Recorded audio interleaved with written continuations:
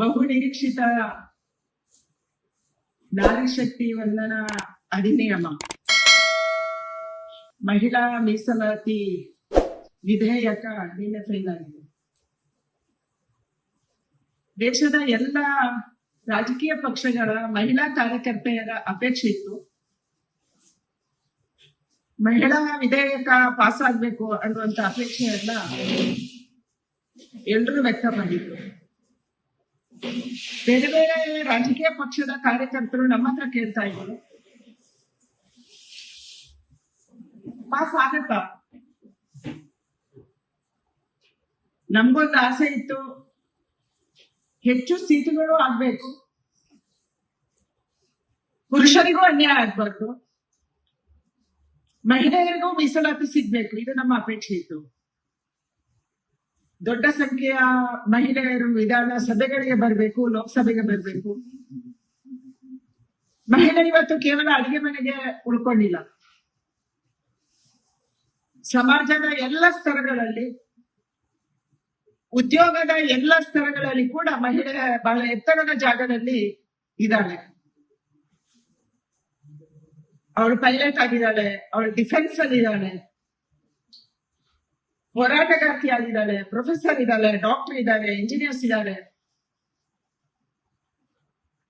ದೊಡ್ಡ ಪ್ರಮಾಣದಲ್ಲಿ ಮಹಿಳೆಯರು ಇವತ್ತು ಬೇರೆ ಬೇರೆ ರೀತಿಯ ಉದ್ಯೋಗವನ್ನ ಮಾಡ್ತಾ ಇದ್ದಾರೆ. ಅವರೆಲ್ಲರ ಧ್ವನಿಯಾಗಿ ಅವರವರ ಕ್ಷೇತ್ರದಲ್ಲಿ ಅವರು ಬರಬೇಕು ಅನ್ನುವಂತ ಅಪೇಕ್ಷೆ ಎಲ್ಲ ಮಹಿಳೆಯರಿಗೂ ಇತ್ತು. ಬೇರೆ ಬೇರೆ ಕಾರಣಗಳನ್ನ ಇಟ್ಕೊಂಡು ಇವತ್ತು ಇಂಡಿಯಾ ಅಲಯನ್ಸ್ ಇದನ್ನ ಸೋಲವಾಗಿ ಮಾಡಿದೆ. ಈ ಬಿಲ್ಗೆ ಸಿಗ್ಲಿಲ್ಲ. ಇಡೀ ದೇಶದ ಮಹಿಳೆಯರು ಏನು ನಿನ್ನೆ ಟಿವಿ ಮುಂದೆ ಕಾಯ್ತಾ ಇದ್ರು, ಎಲ್ಲರಿಗೂ ನಿರಾಶೆ ಆಗಿದೆ, ನಮ್ಮೆಲ್ಲರಿಗೂ ದುಃಖ ಆಗಿದೆ. ಆದ್ರೆ ವಿಶ್ವಾಸ ಇದೆ, ಬರುವಂತ ದಿನಗಳಲ್ಲಿ ನರೇಂದ್ರ ಮೋದಿ ಅವರ ನೇತೃತ್ವದಲ್ಲಿ ಮಹಿಳಾ ಮೀಸಲಾತಿ ಬಂದೇ ಬರುತ್ತೆ. ನೀವು ಪರ ಮಾಡಿ, ನೀವು ವಿರೋಧ ಮಾಡಿ, ಮೀಸಲಾತಿ ಬರುತ್ತೆ, ಡಿಲಿಮಿಟೇಷನ್ ಬರುತ್ತೆ. ಯಾಕಂದ್ರೆ ಸೀಟು ಹೆಚ್ಚಾಗಲೇಬೇಕು. ಜನಸಂಖ್ಯೆಯ ಆಧಾರದಲ್ಲಿ ಇವತ್ತು ಸೀಟುಗಳನ್ನ ಕೊಡ್ಬೇಕು. ಅಮಿತ್ ಶಾ ಅವರು ಬಹಳ ಸ್ಪಷ್ಟವಾಗಿ ಹೇಳಿದ್ದಾರೆ, 50% ಹೆಚ್ಚುವರಿ ಸೀಟುಗಳು ಎಲ್ಲ ರಾಜ್ಯಗಳಿಗೆ ಸಿಗ್ತವೆ ಅಂತ ಹೇಳಿ. ಅದಕ್ಕಾಗಿ 50% ಸಿಕ್ಕರೆ ಕರ್ನಾಟಕದಲ್ಲಿ ಕೂಡ 14 ಸೀಟ್ ಜಾಸ್ತಿ ಆಗುತ್ತೆ. 28 + 14. ಯಾವ್ಯಾವ ರಾಜ್ಯದಲ್ಲಿ ಇವತ್ತು ಎಷ್ಟು ಸೀಟ್ ಇದೆಯೋ ಅದರ 50% ಸೀಟ್ಗಳು ಜಾಸ್ತಿ ಆಗ್ತವೆ. ಅವಾಗ ಪುರುಷರಿಗೂ ಅನ್ಯಾಯ ಆಗಲ್ಲ, ಮಹಿಳೆಯರಿಗೂ ಅವರ ಅಧಿಕಾರ ಅವರಿಗೆ ಸಿಗುತ್ತೆ. ಇದು ನಮ್ಮ ಅಪೇಕ್ಷೆ ಇರುವಂತದ್ದು. ಖಂಡಿತ ಇದು ಆಗುವಂತೆ ನೋಡ್ಕೋಬೇಕು. ಆದ್ರೆ ದೇಶದ ಜನ ಇವತ್ತು ರಾಹುಲ್ ಗಾಂಧಿ ನೇತೃತ್ವದ ಇಂಡಿ ಅಲಯನ್ಸ್ ಅನ್ನ ಕ್ಷಮಿಸೋದಿಲ್ಲ, ಮಹಿಳೆಯರು ಕ್ಷಮಿಸುವುದಿಲ್ಲ. ದಕ್ಷಿಣ ಭಾರತ ಮತ್ತು ಉತ್ತರ ಭಾರತ ಅನ್ನುವಂತ ಕತೆ ಹೇಳ್ಕೊಂಡು, ಡಿವೈಡ್ ಮಾಡಿಕೊಂಡು, ಪರಸ್ಪರ ಹೊಡೆದಾಡುವ ರೀತಿಯಲ್ಲಿ ಮಾಡಿಕೊಂಡು ಇವತ್ತು ದಕ್ಷಿಣ ಭಾರತಕ್ಕೆ ಹೆಚ್ಚುವರಿ ಸೀಟು ಸಿಗ್ತಾ ಇತ್ತು. ನಮ್ಮ ಜನಸಂಖ್ಯೆಯನ್ನ ಮೀರಿ ಆ ಸೀಟು ಸಿಗ್ತಾ ಇತ್ತು. ಇದಕ್ಕೂ ಅನ್ಯಾಯ ಮಾಡುವಂತದನ್ನ ಇಂಡಿಯಾ ಅಲಯನ್ಸ್ ಮಾಡಿದೆ. ದೇಶದ ಜನ ಗಮನಿಸ್ತಾ ಇದ್ದಾರೆ, ಮಹಿಳೆಯರು ಗಮನಿಸ್ತಾ ಇದ್ದಾರೆ. ಖಂಡಿತ ಬರುವಂತ ದಿನದಲ್ಲಿ ನಮ್ಗೆ ನ್ಯಾಯ ಸಿಗುತ್ತೆ ಅನ್ನುವಂತ ವಿಶ್ವಾಸ ನಮ್ಗಿದೆ. ಕ್ಷೇತ್ರ ಮರುವಿಂಗಡಣೆ ಆಗ್ಲೇಬೇಕು. ಸೆನ್ಸಸ್ಗೆ ಮೊದಲು ಈ ಬಿಲ್ ಅನ್ನ ತರಬೇಕು, ಡಿಲಿಮಿಟೇಷನ್ ಮಾಡಬೇಕು. ಸ್ಪೆಷಲಿ ಸೆನ್ಸಸ್ ಆಗಕ್ಕೆ ಇನ್ನೂ ಟೈಮ್ ತಗೊಳುತ್ತೆ, ಇದು ನಮ್ಗೆ ಗೊತ್ತಿರುವಂತ ಸತ್ಯ. ಮತ್ತೆ ಸರ್ಕಾರ ಬಹಳ ಸ್ಪಷ್ಟವಾಗಿ ಹೇಳಿದೆ, ಜಾತಿಯ ಜನಗಣತಿ ಕೂಡ ಆಗ್ತಾ ಇದೆ, ಆಗ್ಬೇಕು ಅನ್ನುವಂಥದ್ದನ್ನ ಸ್ಪಷ್ಟ ಮಾಡಿದೆ. ಇದು ಆಗ್ಲಿಕ್ಕೆ ಮತ್ತೆ ಅದು ಸ್ಟ್ಯಾಟಿಸ್ಟಿಕ್ ಬರೋದಕ್ಕೆ ಮತ್ತೆ ಅದು ಟೋಟಲ್ ಫೈಲಿಂಗ್ ಆಗಿ ಬರಕ್ಕೆ ಇನ್ನೂ ಸಮಯ ತಗೊಳುತ್ತೆ. ಅದಕ್ಕೆ ಮೊದಲೇ 2029ಕ್ಕೆ ಮಹಿಳಾ ಮೀಸಲಾತಿ ತರಬೇಕು ಅಂದ್ರೆ ಬೇರೆ ಯಾವುದೇ ದಾರಿ ಇಲ್ಲ ನಮ್ಮ ಹತ್ರ. ದಾರಿ ಇರುವಂತದ್ದು ಒಂದೇ, ಡಿಲಿಮಿಟೇಷನ್ ಮಾಡ್ಬೇಕು. ಡಿಲಿಮಿಟೇಷನ್ ಆದ ಮೇಲೆ ಇದನ್ನು ತರಬಹುದು ಅನ್ನುವಂಥದ್ದಿದೆ.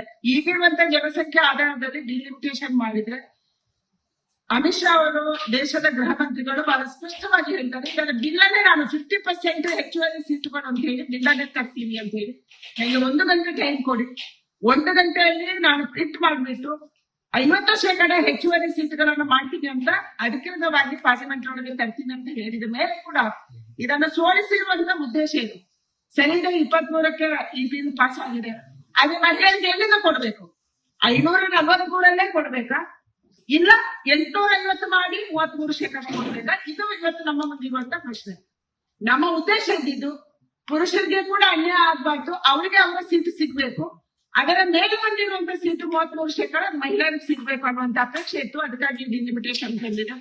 ಏನು ಇಷ್ಟದಿಂದ ಏನ್ ಹೇಳ್ತಾ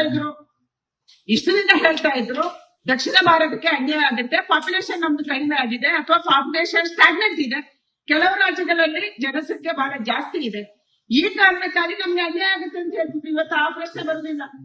ಎಲ್ಲಾ ರಾಜ್ಯಗಳಿಗೂ 50% ಜಾಸ್ತಿ ಆಗುತ್ತೆ ಅಂದ್ರೆ ನಮ್ಮೆಲ್ಲರಿಗೂ 50% ಸಿಗುತ್ತೆ. ಇದನ್ನು ಒಪ್ಕೊಳ್ಳೋದಕ್ಕೆ ನಿಮ್ಗೆ ಕಷ್ಟ ಏನಿತ್ತು, ಸಮಸ್ಯೆ ಏನಿತ್ತು ಅಂದ್ರೆ ಕೇವಲ ಇದು ಒಂದು ಕಾರಣ ಮಾತ್ರ. ನಿಮ್ಗೆ ಮಹಿಳೆಯರು ಕೆಲಸ ಮಾಡಕ್ಕೆ ಬೇಕು, ಕರಪತ್ರ ಹಂಚಕ್ಕೆ ಬೇಕು, ಮನೆ ಮನೆಗೆ ಹೋಗಕ್ಕೆ ಬೇಕು, ಕೆಲಸ ಮಾಡಕ್ಕೆ ಬೇಕು.